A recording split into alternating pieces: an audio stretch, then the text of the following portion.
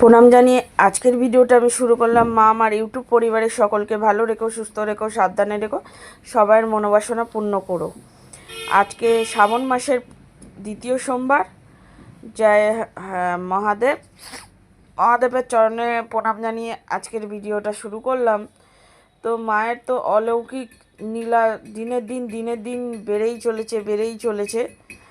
তো একজন cancer patient ভালো হয়ে গেছে পুরো একদম, তার লাস্ট টেস্ট না ছিল, তো ধরা পড়েছে, তারপর টেস্ট করেছে 1 বছর পর। মানে কি বলবো, মায়ের নীলা। তারপরে বাচ্চা হচ্ছে 24 বছর পর তার বাচ্চা হয়েছে। মানে নীলা তো বেড়েই চলেছে। তোমরা যারা যারা গেছো, যারা যারা পেয়েছো, তারা তো সবাই জানোই।